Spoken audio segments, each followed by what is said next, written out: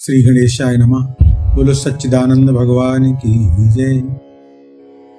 एकादशी महात्म। अब की बार एकादशी 17 जून को पड़ रही है। अब की बार आषाढ़ मास की कृष्ण पक्ष की जोगिनी एकादशी का महात्म आपके सामने प्रस्तुत किया जा रहा है। श्रद्धा से सुनिए। धर्मराज युधिष्ठिर बोले कि हे जनार्दन, मैंने ज्येष्ठ मास में शुक्ल पक्ष के निर्जला एकादशी की कथा सुनी। अब आप कृपा करके आषाढ़ मास के कृष्ण पक्ष की एकादशी की कथा बखान कीजिए। इस एकादशी का नाम क्या है तथा महात्म क्या है, सो सब वर्णन कीजिए। श्री कृष्ण भगवान बोले, हे राजन, आषाढ़ मास के कृष्ण पक्ष की एकादशी का नाम योगिनी है। इसके व्रत से समस्त पाप नष्ट हो जाते हैं और इस लोक में भोग तथा परलोक में मुक्ति देने वाला व्रत है। हे राज राजेश्वर, ये एकादशी तीनों लोकों में प्रसिद्ध है। इसके व्रत से पाप नष्ट हो जाते हैं। आपसे पुराण में कही हुई कथा बताता हूँ, ध्यान से सुनो। अलकापुरी नाम की नगरी में एक कुबेर नाम का राजा राज करता था। वो शिव का भक्त था। उसकी पूजा करने के लिए एक हेममाली नियुक्त किया गया था और वो रोज पूजा के लिए फूल लाया करता था। उसके विशालाक्षी नाम की अत्यंत सुंदर स्त्री थी। एक दिन वो मानसरोवर से पुष्प लेने आया था, परंतु काम आसक्त होने के कारण फूलों को वहीं रख करके अपनी स्त्री के साथ विहार करने लगा और दोपहर तक फूल लेकर न जा सका। जब राजा कुबेर को उसकी राह देखते देखते दोपहर हो गई तो उसने बड़े गुस्से में आकर अपने सेवकों को आज्ञा दी कि तुम लोग जाकर हेममाली का पता लगाओ कि वो अभी तक फूल लेकर क्यों नहीं आया। जब यक्षों ने उसका पता लगा लिया तो वो कुबेर के पास जाकर कहने लगे, हे राजन, वो माली अभी तक अपनी स्त्री के साथ विहार कर रहा है।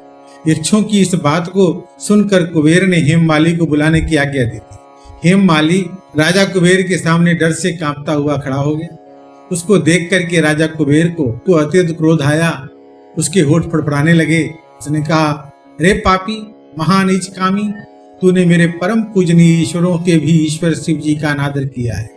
मैं तुझे श्राप देता हूँ कि तू स्त्री का वियोग भोगेगा और मृतलोक में जाके कोढ़ी बनेगा। कुबेर के श्राप से वो उसी क्षण स्वर्ग से धरती पे गिरा और कोढ़ी बन गया। उसकी स्त्री भी उसी समय उससे बिछुड़ गई। मृत्यु लोक में आकर उसने बड़ा दुख भोगा, परंतु शिव जी की भक्ति के प्रभाव से उनकी बुद्धि मलिन न हुई और पिछले जन्म की भी उनको शुद्ध बनी रही। इसलिए वो अनेक दुखों को भोगता हुआ तथा अपने पूर्व जन्म के कुकर्मों को याद करता हुआ हिमालय पर्वत की तरफ चल दिया। वहां पर चलते चलते मार्कंडेय ऋषि के आश्रम पर पहुंचा। वो ऋषि अत्यंत वृद्ध तथा तपशाली थे। वो दूसरे ब्रह्म के समान प्रतीत हो रहे थे और उनका वो आश्रम ब्रह्म की सभा के समान शोभा दे रहा था। उसको देख करके वो हेममाली वहां गया, उनको प्रणाम करके उनके चरणों पे गिर पड़ा।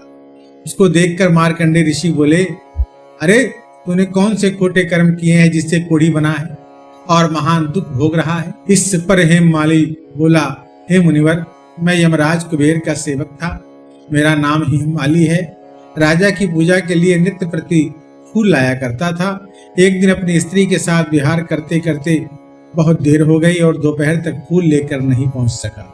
उन्होंने मुझे श्राप दे दिया कि तू अपनी स्त्री का वियोग भोग कर मृत्युलोक में जाकर कोढ़ी बन जा तथा दुख भोग। इससे मैं कोढ़ी बन गया हूँ और महान दुख भोग रहा हूँ। बता, आपको ये ऐसा उपाय बताइए जिससे मेरी मुक्ति हो सके। इस पर मार्कंडेय ऋषि बोले, हे भाई, तूने मेरे सामने सत्य वचन कहे हैं, इसलिए मैं तेरे उद्धार के लिए एक व्रत बताता हूँ। यदि तू आषाढ़ मास के कृष्ण पक्ष की योगिनी नाम की एकादशी का विधि पूर्वक व्रत करेगा तो तेरे समस्त पाप नष्ट हो जाएंगे। इस पर हेममाली बहुत प्रसन्न हुआ और मुनि के वचनों के अनुसार योगिनी एकादशी का विधि पूर्वक व्रत किया। इसके प्रभाव से वो फिर अपने पुराने रूप में आ गया और अपनी स्त्री के साथ विहार करने लगा। हे राजन, इस योगिनी की कथा का फल 88,000 ब्राह्मणों को भोजन कराने के बराबर है। इसके व्रत से समस्त पाप दूर हो जाते हैं और अंत में स्वर्गलोक मिलता है। इति एकादशी महात्म संपूर्ण। बोलो सच्चिदानंद भगवान की जय। बोलो बांके बिहारी लाल की जय। राधे राधे गोविंद गोविंद राधे, राधे राधे गोविंद गोविंद राधे, राधे राधे गोविंद गोविंद राधे, राधे राधे गोविंद गोविंद राधे, राधे राधे गोविंद गोविंद राधे, राधे राधे गोविंद गोविंद राधे। ओम शांति शांति शांति ओम।